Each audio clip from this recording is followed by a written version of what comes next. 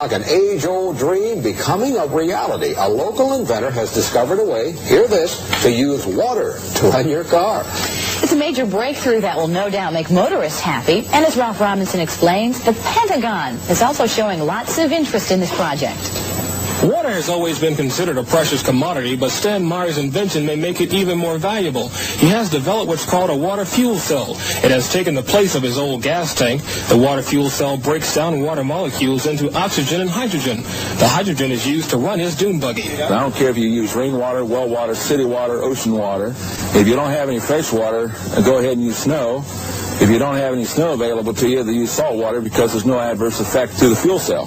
Meyer started working on this project 4 years ago. He's not a scientist. He isn't even a chemist. In fact, he never graduated from college. Myers was determined, he says, to design something to protect this country from oil embargoes. And we have calculated that if we take the dune buggy from Los Angeles to New York, we would roughly use 22 gallons of water. The Pentagon flew a lieutenant colonel in last week to look at Meyer's invention. There's talk of possibly using it in the Star Wars defense program and to run Army tanks. Myers is currently perfecting a water fuel cell for cars. It will cost about $1,500. He says it won't need any maintenance, and you won't have to replace it. It'll be at least 2 years before the fuel system goes into mass production. The day it happens will be one the fuel industry hates, but it'll put a smile on the face of those who've had to say at one time or another, pull her up. I'm Ralph Robinson. As you can see, many patents have already been received, and many more are forthcoming. A car that runs on water instead of gasoline. Can it be true? Well, inventor Stanley Meyer made an announcement today in Colorado Springs. He says he's come up with a device that will hook up to any engine and allow it to run on good old H2O. News 13's Kurt Goff tonight on the possible impact of the water fuel cell. Stanley Meyer says the answer to dependence on foreign oil lies all around us, in seawater, tap water, and rainwater. Any kind of H2O, he says, can power just about every type of engine. How? With the water fuel cell. It fits in the palm of his hand, but it could revolutionize the world. You're talking about a pollution-free, totally new source of energy, the voltage dissociation of water. The fuel cell converts water into a gas, hydrogen oxygen, which is released in the form of thermo-explosive energy. So the water fuel injector simply replaces the spark plug. We hook it to a hydrogen computer system which regulates and meters the flow going into the injector. It processes the water in such a way to release its thermal explosive energy. The man who invented an engine that can run on water says he's been offered $1 billion in cash by oil-producing countries to sell his patent. So far, he hasn't sold. Environmental specialist Jan Porter talked to the inventor, who thinks that the U.S. auto industry could produce cars that run on water now if they wanted to. Our industrial base of the world is based on the utilization. Stan Meyer has a car that runs on water, and that's drawing crowds at this year's Extraordinary Science Conference in Colorado Springs. Myers has developed what is called the water fuel cell injector. The injector breaks down the water molecule into hydrogen and oxygen, and the hydrogen is what powers the car. Basically, all we do is replace the spark plug and replace it with the water fuel cell injectors you see right here. We simply feed ordinary non-processed water or processed water in here, and as the water goes into the injector, it hits a very high pulse voltage frequency, which instantly converts it into thermal explosive energy, and as a result we can run this car down the road on water. Meyer's invention was introduced in Britain earlier this month, and now the Brits have followed him here. We recently took a scientific delegation to witness Stan's work, to really evaluate it, and came back saying this is one of the most important inventions of the century. For 15 years, Meyer has been fighting to get his inventions taken seriously. Most inventors have to be a loner. You have to be somewhat thick-skinned and don't rely on other people to support you, because they will not. More times than not, an invention is really stolen from the inventors. Even in my prior development of high technology, I've had patents taken from me. I learned from the School of Hard Knocks to be very cautious. Meyer has always stood out against the crowd. He has no formal qualifications as a scientist because he didn't wait to graduate from high school, leaving early to go straight into research at the high-powered Battelle Institute in his native Ohio. Now he works full-time as a private inventor. He's built a device with potentially revolutionary implications. There is nothing startling about a machine that can extract the hydrogen from water. What is highly unusual is that it should do so with ordinary tap water. The conventional method is called electrolysis. Meyer has turned that process on its head. Unlike electrolysis, his device doesn't use up large amounts of electric current, nor does it produce an enormous amount of waste heat. For 20 years, he has been refining a method to fracture water, which produces vast amounts of hydrogen on demand. This is not his latest apparatus. He was unwilling to let us point a camera at that. This is the simple device he used to convince a reluctant patent office that his revolutionary concept actually works. Alloy rods, acting as electrodes, are housed in a perspex container that's filled with water. Normal mains voltage is fed in through a transformer, but critically, there is virtually no current consumed, less than half an amp. The result is dramatic. Hydrogen pours off with the flick of a switch. Meyer claims the key is his electronics, which pulses electricity rapidly across the rods at up to 20,000 cycles per second. In a way that's not readily apparent, this process transforms the equation. Whereas in conventional electrolysis, 3 times as much energy is consumed as is produced in the form of hydrogen fuel, in Meyer's apparatus, the reverse is true. It appears to produce several hundred% more energy than it consumes.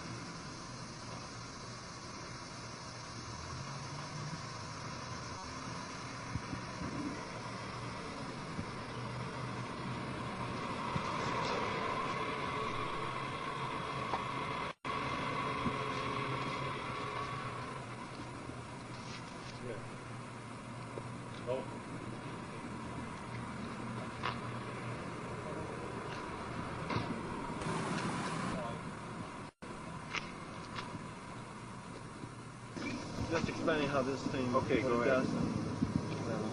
Yeah, can you zoom in back in here?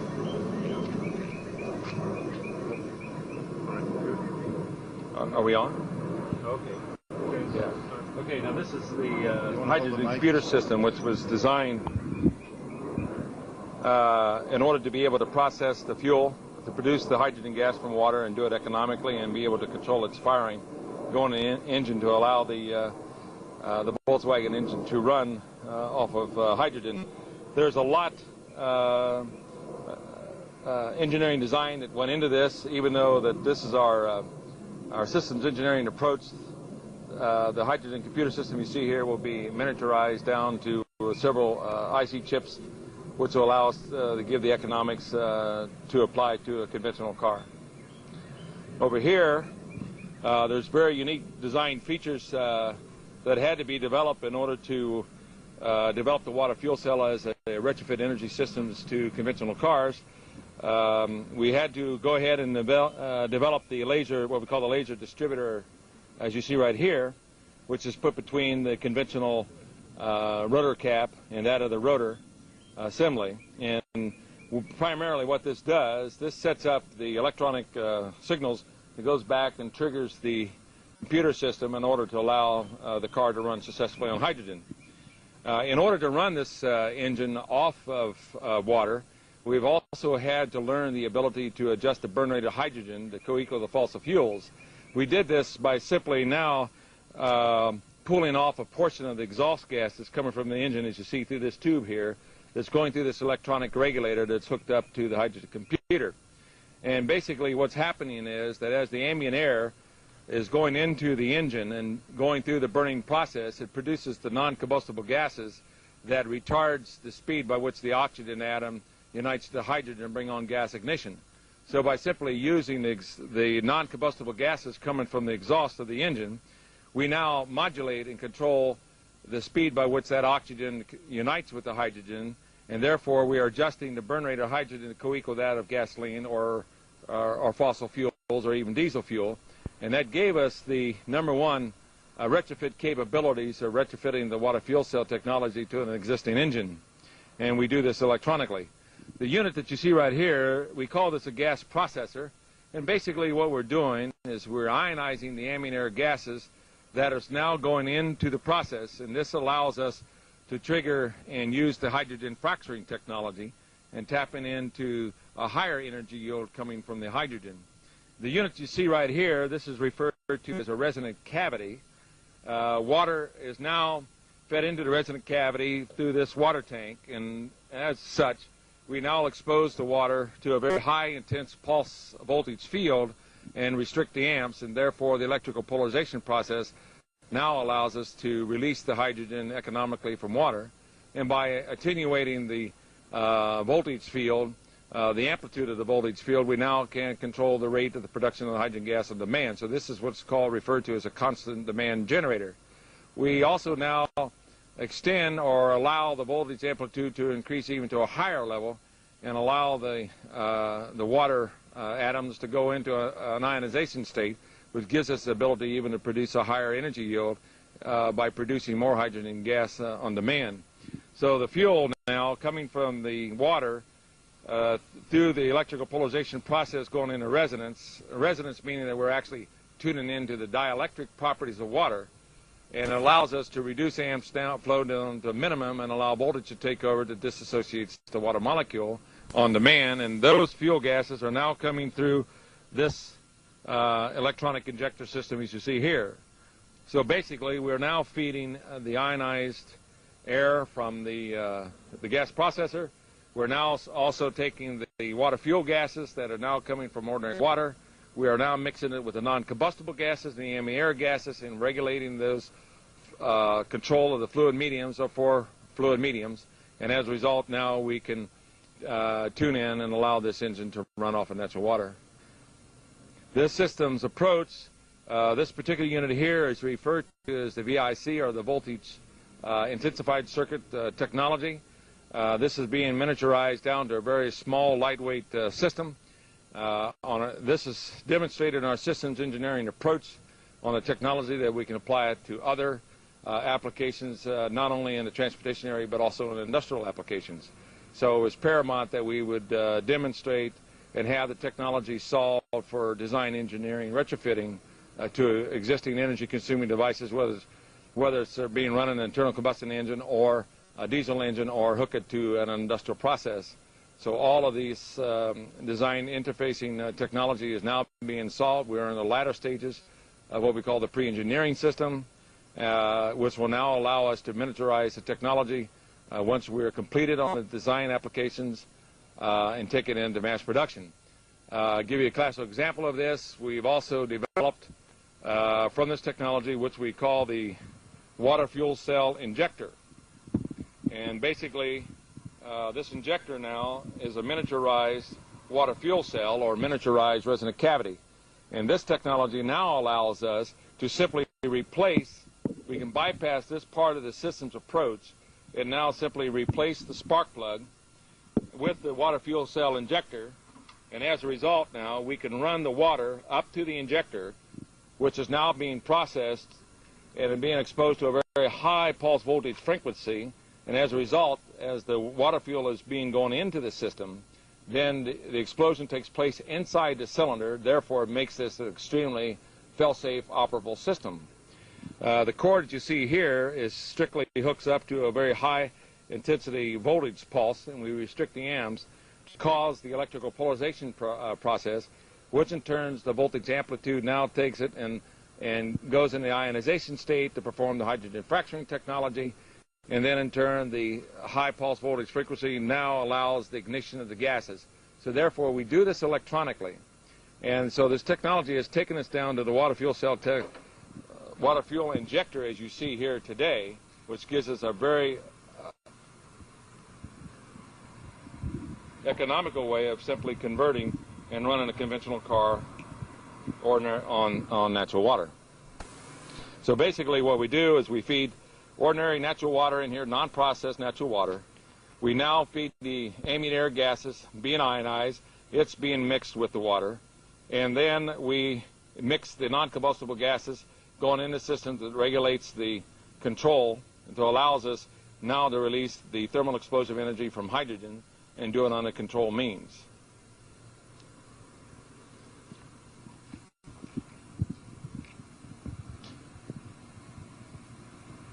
Further development on the technology centered around also the development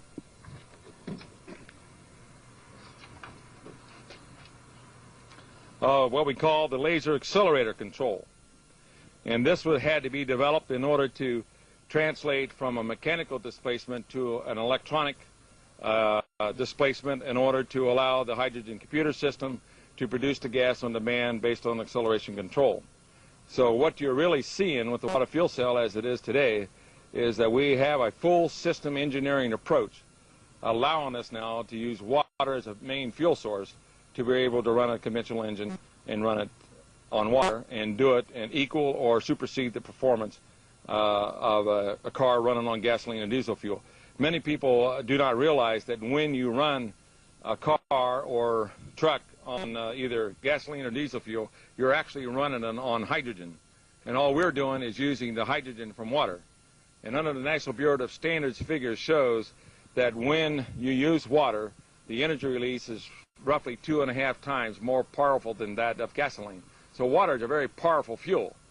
And all you needed to do was solve the answers of, number one, producing the hydrogen economically, controlling it on demand, being able to adjust the burn rate of hydrogen and gas to co-equal the fossil fuels, and the third one was to be able to transport it without spark ignition. And we've solved all of these problems on the design engineering, and of course the water fuel injector, as I've shown you, now gives us the abilities to transport the water directly to the fuel injector, which is now going into the voltage zones, which now is performing the electrical polarization process that goes and triggers the hydrogen fracturing technology. But it's doing it inside the engine. So we all know that natural water is very stable, and therefore it becomes a very fail-safe, operable system, as we pointed out earlier. Yeah, we talked about that. Yeah, yeah. So in a system engineering approach, in mass production, it looks like we can translate and reduce the systems approach down to a unit that costs roughly $1,500 per vehicle. For trucks, it will be slightly larger than that, below $5,000. It looks like we'll be able to reach the economics to it and use an ordinary natural water. You add nothing to the water. You don't process the water in any way. Now here's another feature to the system that everybody asks me about, is what happens to the water in the wintertime? Does it freeze up? Well, part of our technology was in the areas of development what we call a steam resonator.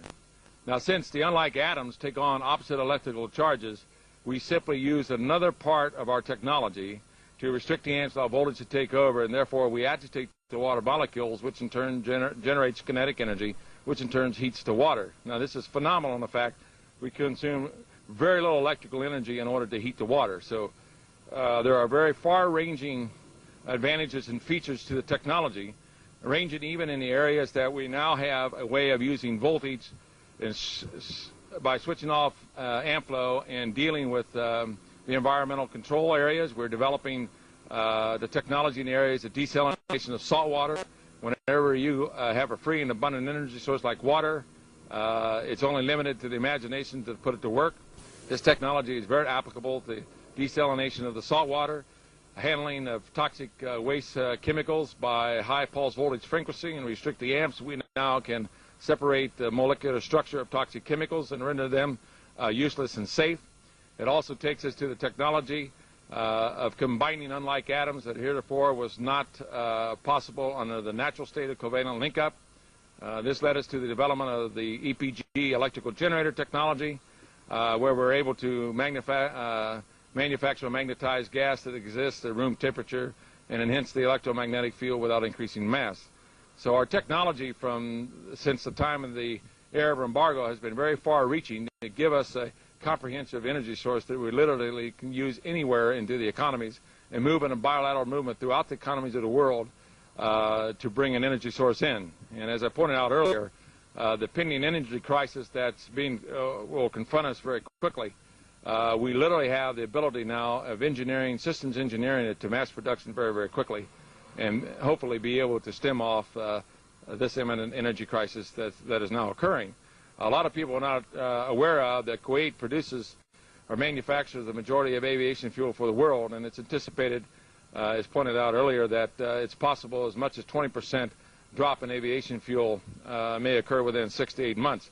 If that happens, then the dominoes effect will occur, and will start to trigger an energy shortage throughout the world. The same conditions that happen in the United States is also occurring in the Arab fields, where the natural pressure in the existing oil fields are dropping. The only difference between the U.S. and the Arab fields is their pressure is dropping 3 times faster than occurred in the United States.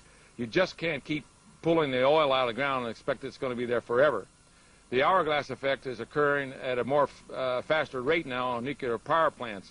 China's opened the doors to Western technology. 25% of the population of the world wants the same goods and services that you and I have been enjoying, and that, the industrial base cannot be maintained or expanded without the supply and utilization of energy, of which we have very little fossil fuel left. So it's imperative that we develop a technology that we can move very quickly, and of course water was the answer to it, because water is a very free and abundant energy source. And so this technology has led us to the abilities of harnessing and using the water in this particular way, which we call the water fuel cell technology. Could you give an indication of the amount of energy stored in a gallon of water compared to a barrel of oil, for instance? Yes.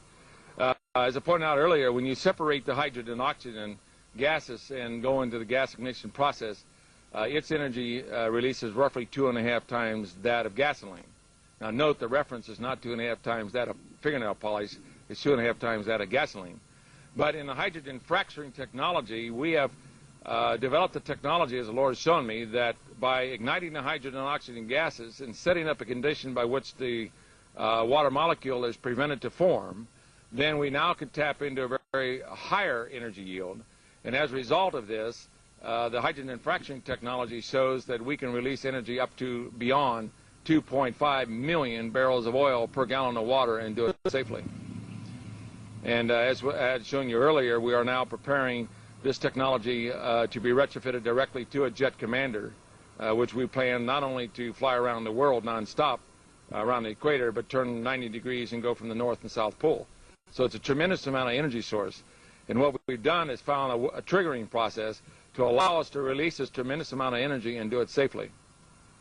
So it gives us the ability to not only sustain and maintain the economies of the world, but also give us the abilities to handle the environmental pollution problems at the same time. We can't keep putting CO2 in the air and expect that the energy level is going to be there even for our plants. And we all talk about the greenhouse effect, but very few people come up with a viable answer to it. And the water fuel cell technology gives us the ability to get us. Okay. Stanley, can you explain your driving force behind spending all this money and energy developing something like this? It has cost you about 10 years of your life. Can you explain why you're doing all this and what really drives you to keep... Well, I did an analysis during the Arab embargo as to what actually occurred. I didn't pay any attention to the political leaders as to why we had an energy problem. And I realized that without a new free and abundant energy source to come into the world economy very quickly, then the world economy could collapse. So as a scientist, I have a very diversified background from research development, product development, engineering, and corporate entrepreneuring. And when I realized the problem that was confronting us, I went into my office laboratory. And as a scientist, I had always believed that there was an existence of God. It was mathematically impossible that we had derived ourselves from swamp gas. If you got to have a lot of faith, you have to have a lot of faith to believe in evolution. And so I went into my office laboratory and I said, God, I love my country. It's the greatest country in the world. If you'll help me put a power supply in the country, I'll do anything that you want me to do. And subsequently, I was like Paul on the road to Damascus. I didn't know the Lord, but once he revealed himself to me, subsequently I was filled with the Holy Spirit, and I've been exercising the power and authority of the Word of God, bringing this technology in. And many people ask me about, do I fear my life? I have learned the power of angels, and I have been protected in trying to bring this technology in. The ultimate objective is not only to stabilize the economies of the world, but if we realize any funds from the technology, it will go into world evangelization. You see, as a scientist, once truth is shown to me, truth is truth. And, of course, I got what I wanted, a ticket to go into heaven. I got filled with the Holy Spirit. And so, as a scientist, truth is truth. And I have a responsibility, just as I have a responsibility to the water fuel cell technology to try to bring it out into the world. I also have the responsibilities to relate the truth of the Word of God, not only to the guy, to the next door neighbor or the guy down the block, but also relate that truth of that knowledge to every person in the world if I possibly can do it. So the ultimate objective of the water fuel cell technology really is to help set the financial base of capable of evangelizing the world. Now there's a difference between spiritual knowledge and worldly knowledge. And you can't go to the world system and ask them to help evangelize the world and spread the gospel. But you can go to a world system and give them a cheap power supply that's so economically, that'll save them economically, and then those funds will go into the world evangelization. So the water fuel cell technology, really, the ultimate objective is to accomplish the task of evangelizing the world by giving the financial abilities to do so. And that's my ultimate and prime objective. The water fuel cell will give us the abilities to do this. Can you explain, you mentioned one Bible text. Well, if you notice on my logo, you'll see Job 38, verse 22 and 23. And this is where the Lord is talking to Job, and he asks Job this question. He says, have you considered the treasures of snow, or have you considered the treasures of hell, which I have reserved against the time of trouble, against battle and war? Now, the interpretation of the scriptures are as follows. Is not snow the most beautiful part about water? That no one snowflake looks exactly the same as that of another? The treasures of snow is the characteristic and knowledge of water. The Lord knew that, in fact, that we would have and reach a very critical point in our history, that since we went on dependency of fossil fuels, the flow of fossil fuels may be disrupted.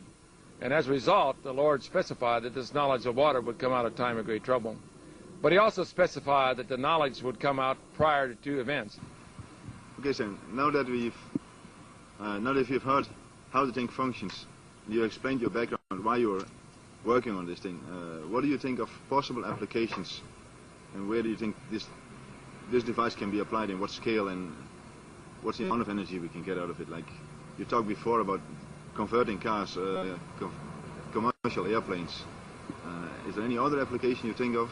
Oh yes, not only is this technology applicable for all modes of transportation, but it also has application in industrial processes. During the Arab embargo, I was called in a meeting in Columbus, Ohio with the industrial leaders, and Columbia Gas System informed us that our gas was being cut off 100%. What actually they were telling us that we were going out of business. And I saw some of the most richest and most powerful industrial leaders of the state popping pills, and I thought they were going to have heart attacks. Because basically without energy, you can't make a product. If you can't make a product, you can't make profit. If you can't make profits, you cannot pay your bills. So the result, the bigger you are, the harder you fall, the faster that you would go into economic bankruptcy. So it was imperative that this technology not only be developed for the transportation areas, but also to apply to industrial applications, to be able to give energy. The technology and hydrogen fracturing technology that gave us the abilities to go in and to protect the military integrity of the Western world. So this technology is applicable not only in those areas, but for example, during the Arab embargo, our Navy task force did not have the fuel. And so as we have the abilities now to go on the maritime applications, literally run the ships off of water as a main fuel source, and at the same time using the application is cleaning up our environment and preventing from the CO2 and the contaminants that go in the air. So we can move this technology bilateral in every aspect of the economy and do it very, very quickly. And so that leads us now into the fact that we have been developing this technology for mass production. And so once we finalize debugging of the pre-engineering unit, then we're going to translate it into a very cost-effective system by taking the technology into microchip technology, and plastic mold injection technology allows us now to move this type of technology very quickly. Matter of fact, one master mold set can produce over 11,000 units every 24 hours. That gives us abilities now to move in a bilateral movement, but to get the energy source throughout the entire world quickly, if the oil is shut off to us, either by war or by some other methods. A lot of people do not realize Saddam has the viral germ through genetic restructuring, that if he uses it, it lives off the bacteria of air and water and even of oil, and if he uses this, it's possibly that the oil could be contaminated very quickly. And if that is so, then every country in the world would be faced of shutting off the flow of oil to each of their countries. Now, without the supply of fossil fuels, within 180 to 240 days thereafter, about 1.5 billion people would be facing starvation very, very quickly because we need that flow of energy in order to maintain the industrial bases of the world. So we've designed the technology to be very flexible to use every segment of the economy and do it very quickly. So we're all in the same boat. And what we're doing is illustrating that, yes, the technology is viable. Here we do have a viable technology that we now can use water as a fuel source because water is a very free and abundant fuel source. But it's going to take you and I and the guy down the street and the people in each country to bring this technology into the marketplace to stabilize their countries. And so as a result, we are developed it under the KISS method, keep it simple, stupid, to comply with the law of economics that the guy who comes up with the cheapest way is going to win out. So by decentralizing the mass production of the system and the fabrication of the system and decentralize the installation of the system, then we should be able to move in a bilateral movement throughout all the countries of the world to get this type of technology into their countries to stabilize their economic base. If the oil is cut off by these means, or it simply is being cut off by a lack of supply of oil that's now showing. It's the same natural pressure that dropped in the airfields, as I pointed out a little earlier, is also occurring in the North Sea. The North Sea pressure has dropped by 1/3. So we all need the energy, and so therefore I feel that it's going to take the people of the world to come together and the leaders of each country to come together in one accord in order to allow this type of technology to go on to stabilize their economic basis in each respective country. Do you have any time scale for mass production set up yet? And second, do you have any organization, or are you planning an organization, international? Or? Yes, we are. I'm negotiating with many leaders of different countries of the world. But the ultimate objective is to mobilize the masses of the people in order to bring it in. This is the only way that can come in.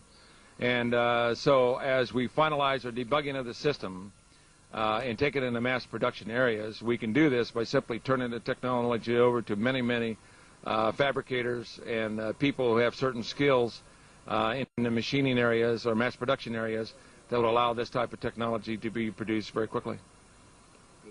Thanks very much for this interview. Oh, my pleasure. We appreciate it very much. Thank you. You're welcome. Yeah, I'll see your red light. Autofocus is off now. Okay, go ahead. Okay, Stanley, can you give us some idea about the size of a conversion kit for a car, for instance? We see all this electronics sitting there, but I guess this is not going to be part of a future upgrade kit for a car, is it? No, basically what this was a pre-engineering unit in order to satisfy the U.S. Code of Operability on Section 35, Section 101. And it was developed as pre-engineering to show the operability of all the different operational parameters of water fuel cell. But in actuality, the entire technology you see here is really reduced down to the water fuel cell injectors you see right here. This is the only thing that's needed for upgrading a car, or is there anything else involved? No, the water fuel cell injector, which replaces the conventional spark plug in an internal combustion engine, this is hooked up to a water tank. Basically, if you have a plastic fuel tank in your car, you simply drain out the gasoline, flush it out, fill it up with fresh water. Then the water fuel cell injector now allows the water to be transferred. The system approach allows the water to go in to the injector, which is now being processed to release the thermal exposure energy from hydrogen. The second part that's hooked up to it is what we've referred to here again as the gas processor. That's ionizing the gas to allow it to come in. So basically in retrofit, all we're doing is simply tapping off the exhaust gases from the conventional engine. We're now using the gas processor to utilize the ambient air to ionize the gases, which is now mixing with the water, which now converts it to water fuel. We allow the water fuel to go into the injector that's now plugged into our replaces your spark plug, and allows the engine now to run off the thermal explosive engine from hydrogen. So basically, all we're doing is taking the gasoline out of the tank, fill it up with water. We now replace the spark plug with the water fuel cell injector, and we now hook a small little miniaturized computer which controls and meter mixes the gases going into the engine to allow the engine to accelerate and deaccelerate. So the installation is quite a very small, lightweight, compact electronic control system. Okay, now the distributor. Is that going to be the same? Can I use the same distributor, or do you have a modified version, or is there anything additional to it? Can you explain about that? We do modify the distributor as it's shown over here. We simply take off the conventional gas rotor cap out of a conventional engine, and we put the laser distributor in between the distributor assembly and the cap, and this now sends the signals to the computer system, which will really be a composite of several IC or integrated circuit chips that miniaturizes the hydrogen computer system. Okay. This whole hydrogen stuff, isn't it extremely explosive in the car? Is there any danger involved? What's the safety aspect of oil? No, we have actually solved the problem. There's no storage of hydrogen whatsoever. The water goes into the injector, which now allows it to go into a high pulse voltage zone, which performs the electrical polarization process. So the water is only converted into thermal explosive energy as it enters the injector. So the thermal explosive energy is now occurring inside the engine. So the electronic system is designed to regulate and control the explosion of the energy, which now co-equals that of gasoline. So it's a tremendously fail-safe, operable system. Okay, so it's safe, it's a small system. Yes. What about maintenance of the car engine itself? Do I need more maintenance? Is there a difference? Is there anything, do I have to modify anything on the maintenance schedule? No, just keep the same maintenance as you have it. Since you're releasing thermal explosive energy into the engine and you're co-equaling the burn rate of gasoline, then there's very little maintenance. If there is any maintenance at all, we developed the technology years ago that we could really impregnate the cylinder walls of the engine with Teflon, and we can even impregnate treat the bearings and literally run an engine off of the Teflon and eliminate the oil. If that occurs, then you can use a product something like Slick 50 in the engine if you would need it. But the wear factor, since it's a very clean burning fuel, hydrogen is a very clean burning fuel, then the engine oil is not contaminated under the old method of running on gasoline or diesel fuel. So it's an extremely clean burning fuel. Are we on? Yeah, the low temper. Okay, Stanley, what about the valves in the engine? The pistons, don't the pistons burn out because there's no lubrication of the lead or any other additives to the usual gas? No, the valves, have been designed very recently to operate off of non-leaded gasoline. And since we use the exhaust gases to cycle back in to modulate the burn rate of hydrogen gas, as we now control the burn rate to co-equal gasoline, then the engine temperature and operations are duplicating the same thing on gasoline or diesel fuel. So you don't change the engine in any way. And this allows us now to retrofit the water fuel cell technology to any existing engine. And it's very important because it now gives us the ability that we can stabilize transportation, as we talked about before, if the energy is cut off. Okay, so now the accelerator. Can I still keep the same mechanical accelerator, or do you have a new device for that as well? Yes, we developed over here as we come along.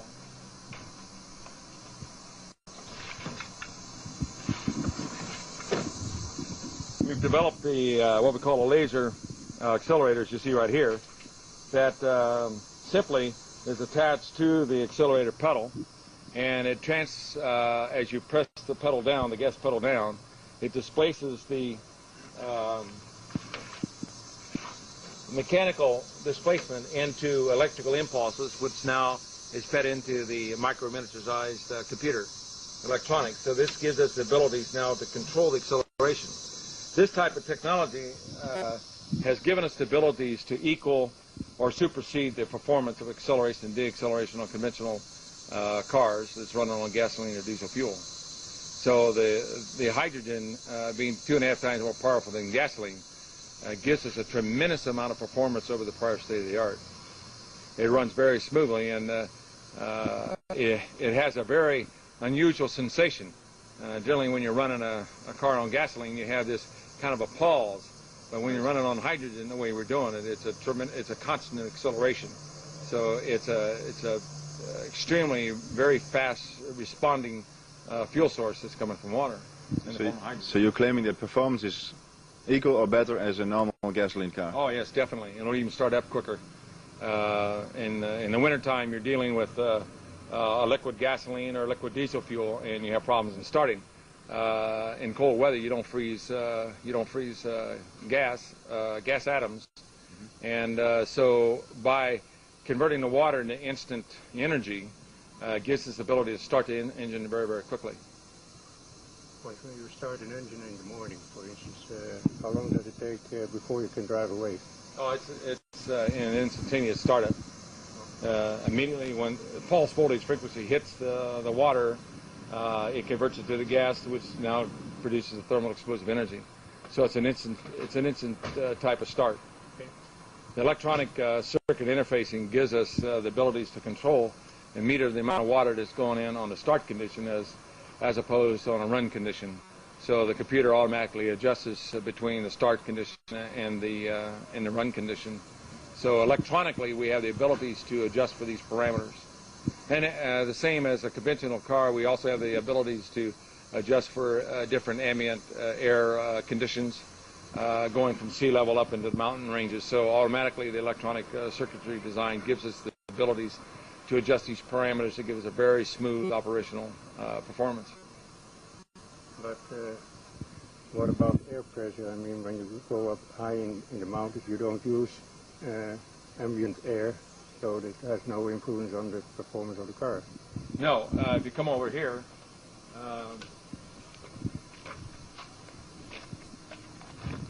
here we have a device is a metal bellows, which now allows to control the amount of ambient air going into the engine of the car. And this automatically allows us to regulate the ambient air pressures going from sea level up into the mountain areas.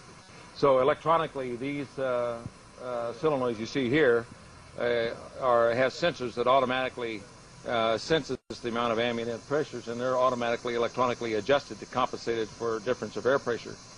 So this allows us now to give us tremendous good performance going from sea level right on up into the high mountain regions.